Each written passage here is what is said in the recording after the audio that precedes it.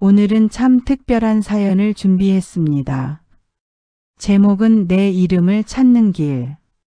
사연을 보내주신 분은 올해 72 평범한 어머님이십니다. 그분의 편지를 지금부터 천천히 읽어볼게요. 안녕하세요. 저는 올해 72살 평생을 아내로 엄마로 살아온 사람입니다. 제 이야기를 이렇게 누군가에게 쓰는 건 처음이에요. 그동안 제 인생을 돌아보면 늘 두 사람만 있었습니다. 남편 그리고 아들.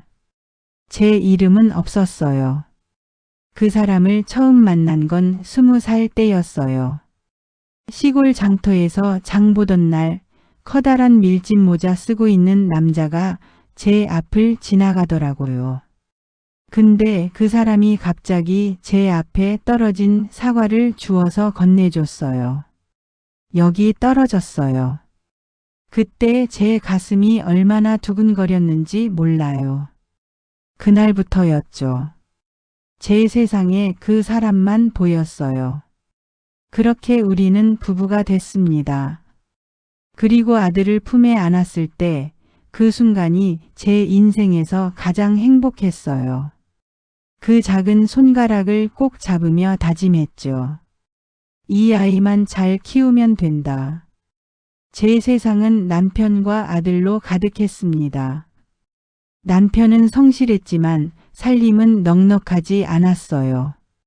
그래서 저는 늘 아꼈습니다. 제 옷은 헌옷이어도 아들 옷은 새 옷으로. 새벽 5시에 일어나 남편 도시락을 싸고 아침밥을 차려주고 아들을 학교 보내고 다시 밭일. 친구들과 차 한잔하는 건 사치였죠.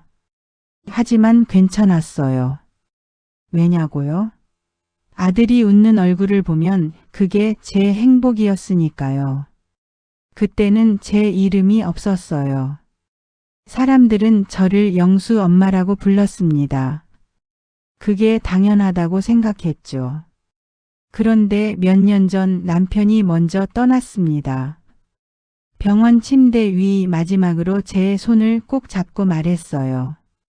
여보 미안해. 그 말이 마지막이었어요. 눈을 감는 남편을 붙잡고 얼마나 울었는지 몰라요. 그날 이후 제 세상은 멈췄습니다. 밥상 앞에 앉으면 남편이 앉던 자리가 텅 비어 있었습니다. 그 자리를 보며 밥을 삼키는 게 얼마나 힘들던지요. 밤마다 사진을 꺼내 봅니다. 둘이 찍은 사진, 아기였던 아들 사진 그리고 베개를 껴안고 웁니다.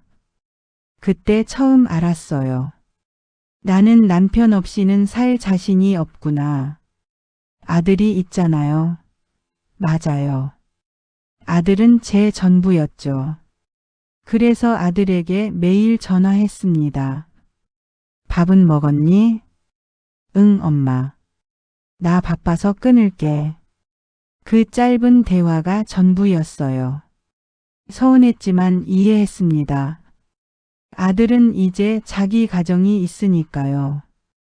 하지만 그 외로움이 가슴을 파고들더군요. 그때는 정말 제 인생이 끝났다고 생각했습니다. 어느 날 아들이 말했어요. 엄마, 제발 집에만 있지 말고 운동도 좀 하고 친구도 만나. 처음엔 화가 났습니다. 내가 왜? 나이가 몇인데 그런데 그 말이 마음에 계속 남았어요. 그러다 공원에서 사람들이 공을 치며 웃는 걸 봤습니다. 파크골프라고 하더군요. 그냥 구경하려고 갔는데 어머니 한번 해보실래요? 그 말에 망설이다가 결국 골프채를 잡았습니다.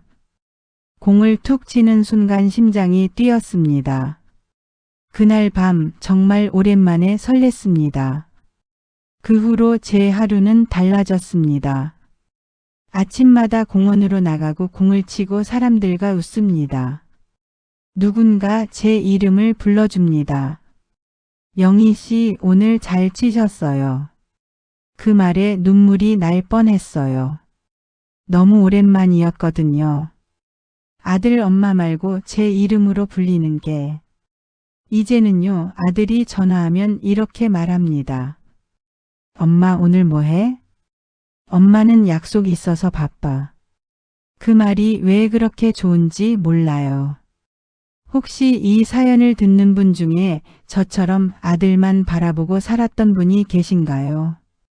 이제는 우리 이름으로 살아봅시다. 아직 늦지 않았어요. 당신의 인생은 아직 끝나지 않았습니다. 그리고 여보, 당신이 하늘에서 보고 있다면 웃고 있죠? 우리 영희 이제 진짜 자기 인생 사는구나. 어머님 정말 감사합니다. 여러분 어떠셨나요? 누군가의 아내, 엄마로만 살던 시간이 길었어도 내 이름을 찾는 날은 반드시 옵니다. 당신의 인생은 아직 끝나지 않았습니다.